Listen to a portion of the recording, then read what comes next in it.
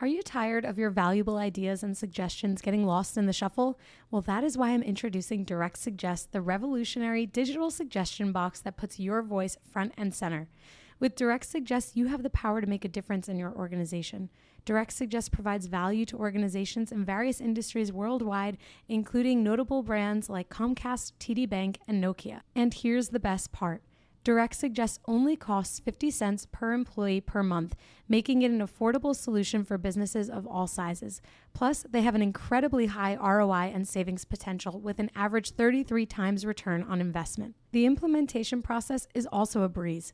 Once committed, setting up Direct Suggest from start to finish can be completed in as quickly as a week or less. Don't let your ideas or your team's ideas go unnoticed. Visit directsuggest.com today and start by making a difference with Direct Suggest. Use the promo code HUMANHR for your extended 60-day free trial. Again, visit directsuggest.com to learn more, and remember to use promo code HUMANHR for an extended free trial. Direct Suggest, where your voice matters. Welcome to the Bringing the Human Back to Human Resources podcast. I'm Tracy Chernoff, and I've spent my entire professional career in HR. Each week, we'll explore the delicate balance between people and business with the aim to reconnect the two and create meaningful outcomes. Listen in as I share my own experiences, challenge the status quo, and chat with guests from various industries about our mission to bring the human back to human resources. Hi, everyone. Welcome back to the Bringing the Human Back to Human Resources podcast. Thank you so much for being here for another week. Today, I have another fabulous guest on, and I have to say, I'm getting back into the swing of things. It's been a number of months since I've recorded, let alone recorded with guests, so I appreciate your understanding if I fumble over my words, but so far, so good. Before we get into it, just don't forget to rate, review, and subscribe wherever you're listening to or watching this podcast. Without further ado, let me introduce you to Ben Eubanks, who is an author, speaker, and researcher living in Huntsville, Alabama. His team surveys thousands of employers and workers each year to understand the latest workplace trends and changes. His latest best-selling book, Talent Scarcity, explores how to hire and keep workers during a talent shortage. He also founded HR Summer School, an event with more than a million minutes watched in 2023 alone. I'm going to just say that sentence one more time so that my editor can make it all nice. He also founded HR Summer School, an event with more than a million minutes watched in 2023 alone. In addition, he hosts We're Only Human, a podcast focused on improving human resources, one HR pro at a time. When he's not speaking or writing, he spends time with his 4 kids and runs in a variety of outlandish races for fun. Welcome, Ben. Thanks so much for being here. Thanks so much, Tracy. Excited for the conversation and looking forward to some fun. Yes, me too. I am intrigued by the idea of an outlandish race. Can you share like the latest Absolutely. one? The latest one, I actually back just a few months ago recently was able to achieve a milestone I've been 2 years working on and was able to finish a 50-mile race. So Whoa. that was a big focus. Last year I had plans to do it because the year before I had to drop out at 42 miles. Last year I broke my big toe playing with the kids after wrestling season because I coach youth wrestling. And so this year, like, stay away from the trampoline parks and get in, get practiced, get ready, get prepared, and was able to finish that. That's amazing. Congratulations. How do you train for that? Multiple marathons? Listen, there's a very fine line between bravery and stupidity, as I've heard. And so I don't know which side I fall on. And my wife would tell you one or the other. But really, the truth is, when you get to that distance, it's more of a mental thing than anything else. So yes, if you can run 20, 25 miles, you could probably finish 50. It wouldn't be very comfortable, but you could finish that. It just comes down to how bad do you want it. And so I love doing those kind of events for that exact reason. My body probably doesn't appreciate it, but I'm always kind of curious to see what more can I accomplish. That's why I've written books. That's why I love speaking. I love pushing past what's comfortable, because sometimes you find something truly exciting about yourself you never would have otherwise. That's amazing. Well, I love the message behind what you've done. That's so incredible. I mean, I can only imagine how few people are running a race like that, considering, you know, it's the marathon is usually like the pinnacle for people in terms of their, you know, physical achievement. Mm-hmm. And then to imagine double that, that's pretty impressive. Well, there's a tie back, honestly, in the running space there's a tie back to HR and work as well. It's really kind of fun because I love running those longer races when they are a trail event. because on the trail, it's like we are out here together against the wilderness. When Hmm. you are in a road race, it's like I'm out here against you. So you trip in a road race and people are like kicking you, jumping on you, like, get out of my way. You trip in a trail race and you got three people there like, hey, do you need some water? You okay? I got a Band-Aid here. And so it's just a very different sense of we're in this together. And so I love the parallels that I can draw from some of those experiences back into work, back into how we should be treating people, because it's my reminder that we have a lot of influence on those things. And if you only see one side of that, you may never realize what the other side has to offer. Absolutely. Well, thank you for sharing that. That's so interesting. And it's definitely a reminder, too, that we are doing so much more than just working 9 to 5, so to speak. I mean, there's a whole person behind the person, right? Well, given you're here naturally to talk about some of the things that you professionally have expertise in, of course, and I love that you related running to HR because we are going to spend a lot of time talking about HR. One of the things that I want to maybe just start out with is this idea and conversation around recent trends. And I know you just published a report on talent acquisition trends. Can you walk us through some of the findings and if you're surprised by any of the findings? So yes, absolutely. So I do a ton of research, and it's so fun because I started my career in HR. Now I get a chance to do research and share that data back with all of our friends in the space who are doing the hard work every day, trying to help them be a little bit better, make a better decision, all that good stuff. So the new report on talent acquisition trends, we surveyed over 1,200 employers and over 1,000 candidates globally to figure out what's going on, what's a priority, all that good stuff. So on the employer side, a couple quick things. Some of the trends we're looking at are things like the importance of relationships, especially in a more automated world. For example, when I've recruited people in the past, I felt like that connection lingered past the start date and on beyond that. And we had one of our advisory board members say, hey, is that true? Because I feel that same way. So we asked that question, and candidates actually told us that that person they connect with, that relationship that they have with that recruiter lingers for a year or even longer for about 2/3 of them. And many of them also say that makes them feel more connected to the company overall. So that one's kind of fun to see that one. Yeah. We're seeing more companies using AI tools, things like that. 4 out of 10 companies in the data, hold on to your seat. 4 out of 10 told us that they actually have fewer recruiters today because of those tools. So do I think we're ever going to get to a future where we're completely recruiterless? No. But for some high volume roles, especially, employers are saying putting a human in the mix just slows it down, creates more unpredictability, doesn't add value. They don't stay any longer, perform better. So we're going to take the human out. But for other types of roles, you're hiring another HR person, an executive, an engineer, probably need a person in the mix there. And then one other one I'll throw out there is on onboarding. We saw a big focus there. Employers told us that's their number one priority this year. Across all of TA, like the very last step there, transition to employee onboarding was number one. But at the same time, we saw in the data that only 15% of companies said they have a really personalized and engaging approach to onboarding. The rest of them say, well, we're compliant. We got your tax forms and all that policy sign-offs, but not a lot more than that. So there's a lot of opportunity there for us to make that more meaningful and more connected to each person we're trying to bring in. That's fascinating. I can't say I'm necessarily surprised by the findings. I think if anything, it validates some of the thought leadership, right, that's been out there. Like thinking about the AI data, for example, 4 out of 10 people saying that, or I should say 4 out of 10 of those roles are being basically not replaced, but managed by AI tools, right? That's effectively what's being shared. I mean, I think there are some people who are going to listen to this and they're probably really upset by this number. And whether that's because that's their job or maybe that's the job that they want. But really, we've seen throughout HR, I mean, throughout the last few decades, that through the leveraging of tools, whether it's an AI tool or some other form of technology, does actually improve our ability to do our jobs. So today, maybe those jobs have seen some replacement, but tomorrow it doesn't mean that all 10 are going to be fully automated or fully leveraging AI. So before everyone gets upset, don't worry. There's process improvement happening, and in fact, it will probably just make your jobs better. I'll add to that. One of the things that we see is, for example, a couple of years ago, a lot of large companies had a coordinator or scheduler on their recruiting team to do all that painful stuff of scheduling interviews. I don't know about you, but I never once said, you know what I really want to do? I want to get into HR and schedule interviews all the time. Never. None of us want to do that. Or I want to look through the stack of 500 resumes and figure out the 10 we're going to call back. None of us wanted to do those things. They're just an incidental part of our jobs. So we're using some tools to take some of that stuff off of our plate.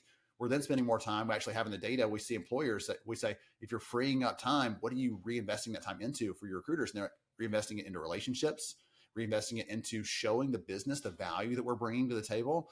We're focusing on those other things instead of just saying, let's kick our feet up and play Candy Crush or Farmville or whatever the cool kids are playing these days. I don't know, but like, let's just waste that time. No, they're reinvesting it back into things that are very high value, as you said. Amazing. And this kind of, I do want to come back to the other 2 points that you found resonant in the report. The first being the relationship with recruiters. I think that totally makes sense. I can think of recruiters that I still stay in touch with, even though I'm not looking for a job, but just because we had a really good relationship and still do. And relationships, I'll go on record, and I think I've said this before on my podcast, that relationships are like the number one thing, if you ask me, because when you have a trusting relationship with anyone, whether it's a recruiter or someone else in the business, if you're an active employee or you're a candidate, those relationships go so far. I got my job today where I work for a tech company because of the relationships that I built when I was a customer of our product.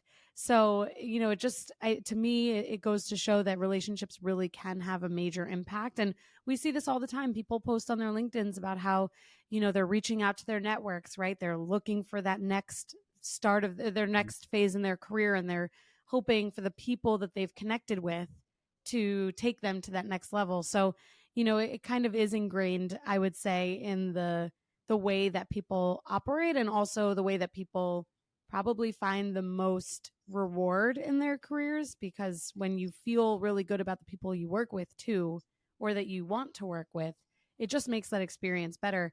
And I think to really think about the onboarding piece, it's speaking to me, because at my job, like, we're really focused on onboarding. And it's funny because I feel like onboarding is never at 100%. There's always some evolution, right? Year over year, it's like, okay, we mastered onboarding, and the next year it's like, oh crap, we have to do more for onboarding. And so, when I hear that end stage really for a recruiter, like, or talent acquisition professional, that's the moment where they're handing off to the internal HR team potentially, and hiring managers, because they've gone from candidate to new hire. And it is the most important step once someone becomes an employee, if you ask me, because onboarding starts before the person starts. It starts like really in that TA phase. And when onboarding is really good, the experience is really good. So I wish I could say I was surprised, but I think it's a wonderful data point that makes the top 3. I was making a note. I was on a webinar yesterday, and I mentioned the person I was speaking with. We're talking about the onboarding piece, and I was like, this phrase came to me. I was like, this is meant to be. And like that onboarding piece for the actual employees that's starting, it's either a springboard into greatness, or it's a stumbling block that makes them second guess that. Because 2 out of 3 candidates say that once they take a job, they know if they're going to stay there within 5 days. So that first week, how they're treated, how they feel connected. In the past, it was longer. We had more of a grace period. Now it's like, I am double checking everything.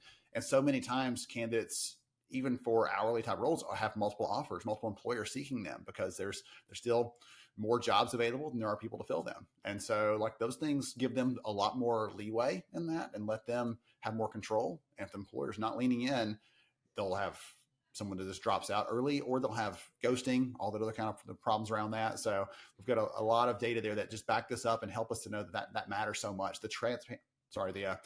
You mentioned trust and relationships, the key part of this. One of the things we really dove into this year was transparency, and asking candidates, what does transparency mean to you in the hiring process? What matters to you? Probably no surprise, pay was the number one thing there. But right behind that, there were other things that mattered. Only 2% of candidates said transparency doesn't matter. The rest of them said on some form or fashion it does. So talk to me about the development opportunities. Once I join your company, what plan do you have for me? Or is this just another dead end job? What sort of culture do you have here? What are the values like? What do you believe in as an organization? And then something very simple and straightforward. what's the rest of the process look like? If I happen to make it past this one, what's next for me? Is this a 6-month process? In that case, I'm out. Is this a 3-step interview? Like what should I expect? And it's helping them see those things and get a glimpse into that. Those are all ways to be transparent as an employer. They cost us nothing, and they increase the interest of candidates in us. And so like, it's a win for everybody across the board. Absolutely. I love that. Something that stood out to me as you were sharing that, and I fully agree with everything that you've said, is this idea of the process. Like, what does the process look and feel like for a candidate? And depending on who you're interviewing with, it could look very different. Is there any data around like the ideal length of time for a candidate? I see you're smiling. You're probably smiling so big. Yeah. You're jumping out of your seat. Go ahead. Tell me. Podcast. Like, look deeply into your radio and your headphones and see me like grinning ear to ear over here. So here's what I'll tell you. We did some gathering on this because I was super curious. I was working with a company that does a lot of frontline hiring, and they said we have these hiring managers that swear by this 4-step, screening, interview, come back again, and then come back again. And they said it's costing people. We need some data on that. So we actually gathered some research and found that overall, candidates tell us that anything more than 3 touch points is too much. It's overkill. So if you have a phone screen, you have an interview, you have a follow-up with them just to confirm some things, like that's enough. They don't want more than that. If someone's making less than $50,000 a year, it's 2 touch points. Right? Don't ask them to invest a big chunk of their time, their life, their effort, their energy, especially when there's a very low percentage chance they're going to get picked overall. Right? 99% of the candidates that apply don't get selected. So make that very easy for them. That's one of the things we see. I was talking with Sarah Falpel from Enterprise recently. And one of the things they did is they're doing a lot of IT hiring. And she was telling me that, again, hiring managers swearing by these things, all these extra steps, it's creating this long dragged out process. And she said, what we were finding is some of the very best candidates were the ones who were selecting out early on. They're opting out because they don't want to put up with this. So what they did, instead of saying, okay, you meet with manager 1 here, manager 2 here, manager 3, they said, no, we're going to have a committee. Everybody's going to come in. They're going to meet with that team as a group. The interview may be a little bit longer, but then they're all hearing the answers in one place and they can make their decision then, instead of having them come back again and again, and then finally making a call on that. She said that's reduced our time to fill these jobs for something as difficult to hire as technology pretty significantly. And it just came down to getting them all on the same page instead of letting them be their little king of their own domains, essentially. So that's my words, not hers, but I think that sort of optimization, like you're talking about, is an opportunity for all of us because it makes it better for us as HR and talent leaders. It makes it better for the hiring managers to get faster fills in their jobs, and the candidates are much more satisfied with that. Absolutely. I mean, it really makes sense, especially when you mention people who are applying for jobs that are under a certain salary minimum, I should say, or maximum potentially. I mean, it all makes sense. I also realize that in some industries, maybe it's more difficult, or maybe it's not even industry related, and maybe it's like depending on the level. Like we know, for example, that senior leadership roles or C-suite roles, it's kind of just like built in and innate that they're going to meet with a board, potentially meet with every executive, and I like this idea that Susan shared with you, that they are taking this approach of having like a group interview basically and a round table experience so that everyone can kind of be in the room at the same time, because then inevitably what happens is it's the hiring managers or the internal employees, the interviewers, who are putting the burden on themselves, I should say, where it's a little bit harder for them because they have to organize their schedules. They have to be able to find time to meet, right? Which is very difficult just in general. But if it's one meeting or maybe 2 meetings total for the candidate, it's just a little bit frictionless compared to what typically would happen. I once went through an interview an interview process, I should say, that was like 7 or 8 interviews. And I was like, by the time that I got to the end, I was not offered the job. And I was really glad that I wasn't, because I was so frustrated by the end of it. I saw your face too. You're like, oh. Everybody out there listening right now just cringed when you said 7 interviews. Like, oh my goodness. What's really interesting to me is if anyone listening here has ever had to sit down after a set of interviews is done and calibrate with hiring managers to figure out who we're going to pick, like that's a painful process sometimes, because during the interview, they make like 3 notes. They got one Post-it note with all their information about the candidate in the interview. That was a 45-minute interview. Like, that's all you wrote down? Like, how do you even remember? No, I remember. Do you really? Having them go through that together, they're hearing the same answers all at once. And it's much easier to get them calibrated on which candidate's the right one for us than happening 3 separate times. And by the time we get to that final interview, it's been 2 weeks since I saw, which one was that again? What? Tracy. Absolutely. Was she the blonde? No way. She was the tall one. No, like, you just start to forget that, because especially if you're interviewing a lot of people. So there's a whole range of benefits in there that, again, I get a little bit worked up, excited about it, just because we have the opportunity to do some of these things. And again, that's an example that actually was going to cost us less, because we're not dragging this whole thing out. We're getting the person in the role faster. So if there's benefits to this, every solution we have to optimize hiring doesn't necessarily require us to spend a lot of money, spend a lot of time to redo that. That's my encouragement to anyone listening here. Interesting. And then I guess to round this idea out, or like this data point, is there information on the average time to hire, or what a recommended time to hire looks like? Because I know there are companies out there that are like killing it and they're under 30 days. And then there are companies that are like sitting at more days, than 30. Yeah. Yes. And it's rough for everybody. So that's a great question. We actually get that question almost every year from someone on our research advisory boards. We have leaders from Southwest Airlines, Lineage Logistics, all these incredible companies on our advisory board giving us ideas for things they want to see in the research. Like, they get the benefit of, I want an answer to a question that may be unanswerable to me in this position. And I get the fun of, ooh, this is like a playground. I'm so excited to figure out which one they want to ask. And one of the questions that they've asked us a couple of times is, what is a good number for that? And the problem is, we're being asked that by someone from Southwest who may be hiring software engineers to run their app, and they're hiring gate agents to, wave the little shiny things that the planes can park. Like, they have all these different types of people on their thing. So even they know within their own workforce, time to fill for this job is radically different from that one. So saying there's a good number or a target for that is really tough. It's like saying your retention rate for your company should be X. Yeah. Well, if you are running a call center, you would dream for the day when your turnover was 30%. Mm-hmm. And if you're running some other types of organizations, you're running a nonprofit where people are mission driven and connected, you're like, hey, if we lose more than 5% this year, something's desperately wrong with us. And so it's like that. It's really hard to pin down an exact number. My encouragement would be, know your own numbers, number one. The number one metric employers are using is quality of hire. Number 2 is time to fill. So know your numbers, and then benchmark against those. Say, this year it's this, next year we want to be 10% better, or next year we want to be this much better. You may be able to find some industry specific numbers if you're looking around your space, but overall, that's my biggest encouragement, is compare against yourself. Like, when I'm going to run one of those races, I'm not saying I got to beat that guy over there. I just want to run my own race. You'll never reach the finish line if you're running someone else's race. So that's my encouragement. Yeah, that's fair. I think it makes a ton of sense. And, for example, in retail, where I spent basically my entire career before tech, I mean, it was a great year if you were under 60%, turnover. It's just crazy. Turnover. And then the time to fill was, hey, Tracy, looks like you're vertical, you're breathing, you're sober. Right. You smell good. Okay. We actually need someone folding shirts right here, like right now. Could you go over here and start, like, we'll get your paperwork figured out later. It's like a 5-day time to. Yeah. It's like, well, I mean, can you start right now? Right. Like, how there's a whole range. Are you? Right. Like, we can do your I-9 right now. We'll do a background check later. Don't worry. It's fine. How immediate is immediately? That's what I really want to know. Right. It's a great point. It's such a great point. Anything goes in retail sometimes. I want to pivot a little bit, because we talked about artificial intelligence at the beginning here. And I know that this is something that is near and dear to your heart.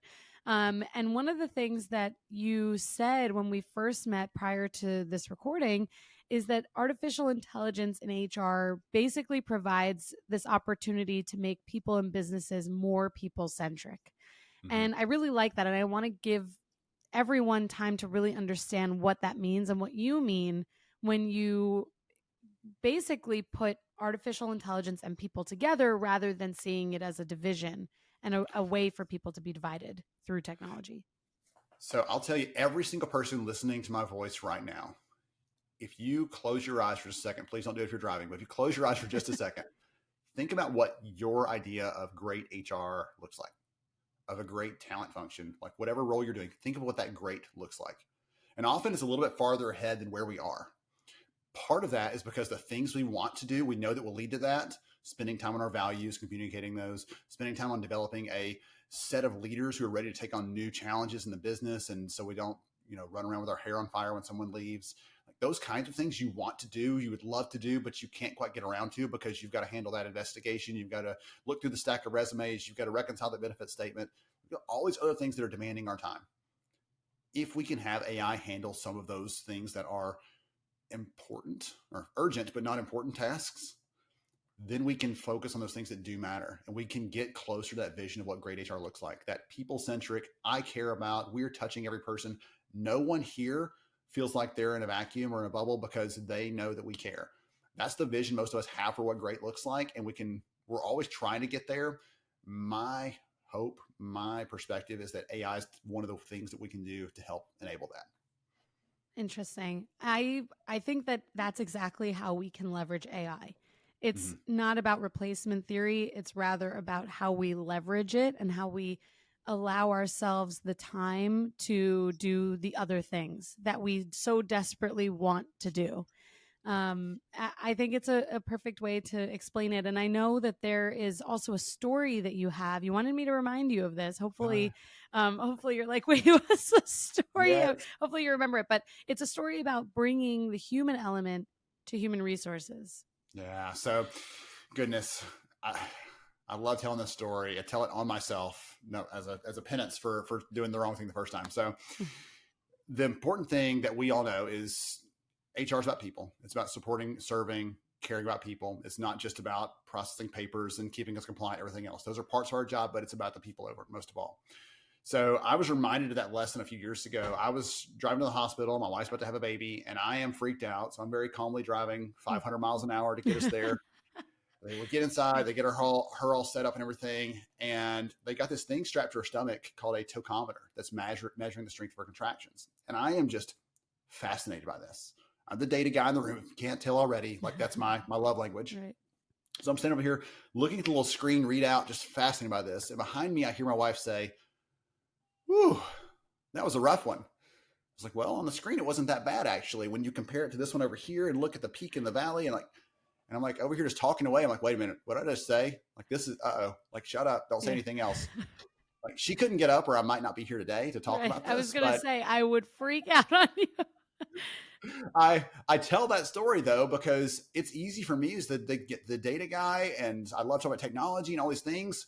Sometimes I forget that, hey, I'm looking at this set of information. That's an employee number. Behind that, it's a person, their family, their dreams, their vision for their career, all of those things, the health of their kids, all that's wrapped up in that employee number that we are tasked with serving. So that's my encouragement again to everybody out there. Like if you're like me and you get excited about the data and the big things and reporting out all that stuff, don't ever get so far removed you forget that behind every one of those employees that you're serving is a family and their dreams and all the other stuff, because that's the joy of this, honestly. I have great friends. I have a family that are in accounting and marketing and finance and IT, all these other fields.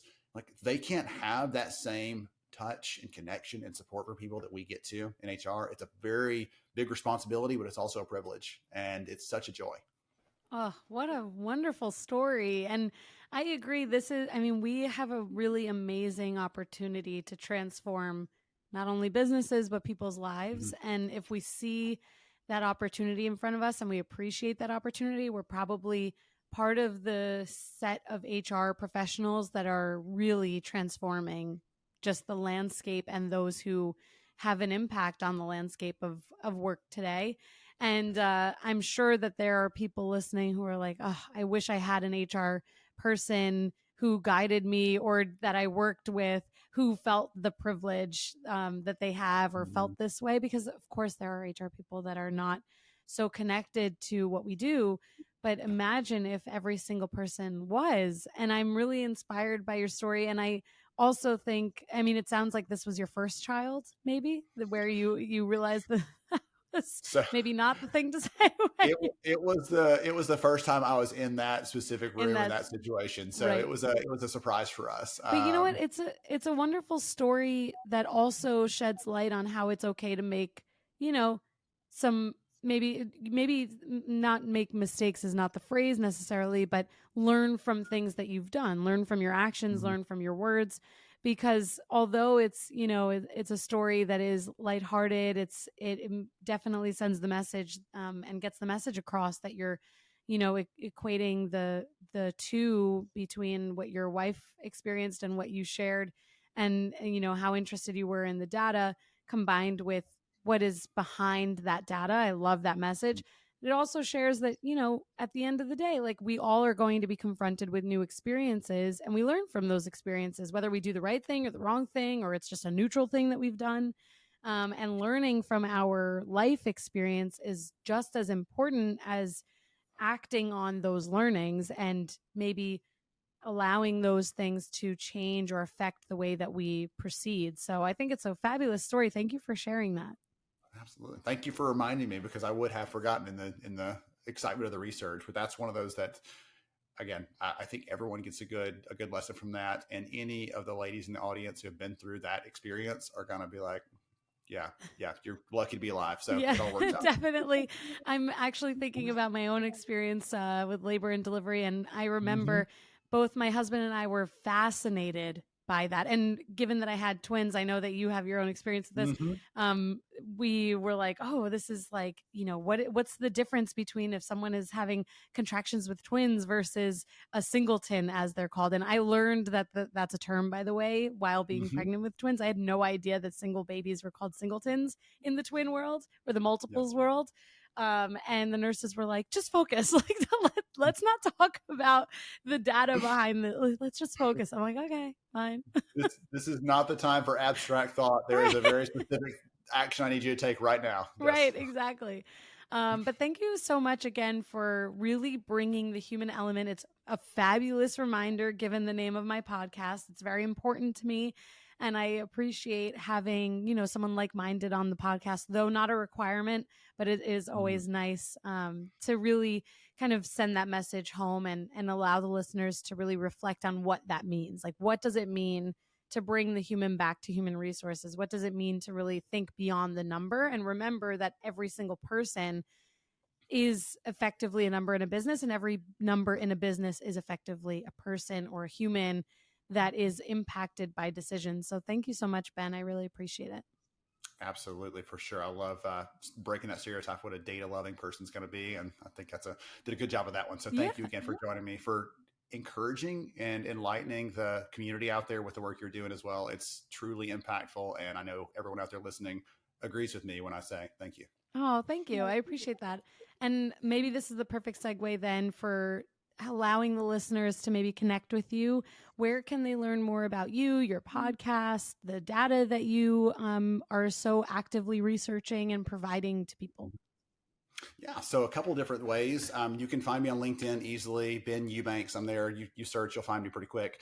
If you'd like to see like the report, the data, some of those things we talked about today, the research, if you want to see more about that and learn more about some of the other findings, we make our research completely available for free. We don't charge any practitioners that want to see the reports and all that stuff, because when I was a leader, I had zero budget for that kind of thing. And so I want to make that easy for everyone. So if you want to see the reports and the other data we talked about today, you can find that at lhra.io/access.